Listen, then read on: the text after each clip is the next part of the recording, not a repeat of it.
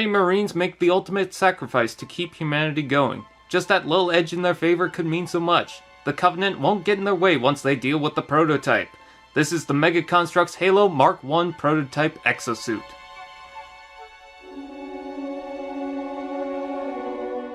After the terrible release of the Marauder that included the first UNSC-style exosuit and the demand of a certain suit, the prototype finally released alongside a wave of exosuits. The prototype is based on the short from Halo Legends, also titled Prototype, where one Marine says to the other, "You are not a giraffe." The set includes a base plate and a basic assault rifle with attachment ports on the barrel and top slider. There's also a decapitated Fred, which has more purpose in the suit. Ghost, no, not that kind of Ghost, is the nickname of the main protagonist who redeemed his humanity in the animated short. Here, he seems like the typical Marine, as well as he should. Based on the Halo 2 or 3 typical design, the pattern of the new articulated mold and deco was used in a few sets already. An earthy tone and black for the undersuit, black and metallic green for the armor, a skin tone for the exposed face, and a gold visor. Paint on the mouthpiece is a bit sloppy, and he should fit right into the Marines. Hell, you can army build this figure and nobody would be the wiser. And if he gets out of line, extra one should help. The exosuit itself can be assembled without the figure inside, but with some disassembly of the chest and limbs,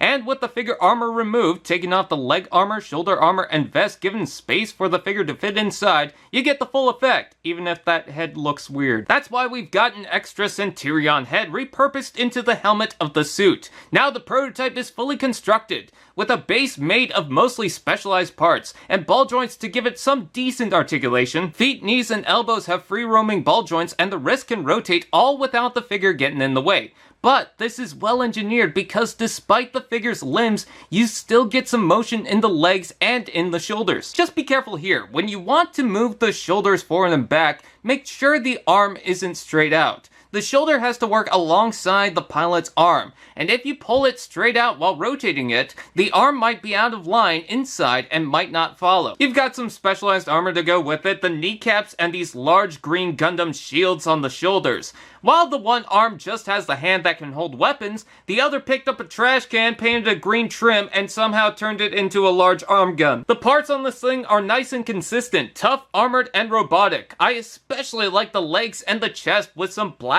paint leading into the lines. Paint on the shoulders as well. It is limited though in some areas. Knees can only go so far, and the sleeves might become frustrating for the elbows, but it looks too good. Damn, that's nice. Transparent green parts, just cuz, and on the back we've got an itty-bitty gun and an OMG Chaos gun. Try not to plug this in all the way. The peg could push the black piece off the peg from the inside, messing with stability. And no way to bring it forward? So what? Is it only decoration? Oh, and you can try the secondary build if you want big armored pants that get in the way of the posability, less weapons and less hands. Why would I want this? Not only is this a desired single-use exosuit not even used in the game, but it feels nice to get a very different action figure for the UNSC that doesn't fall apart like the later Cyclops. I did think it would be taller, but I like the size because it feels more adjusted to the scale. I admire the workaround for the figure, and I'm digging it. Who's taller than a Spartan now? What new Marines?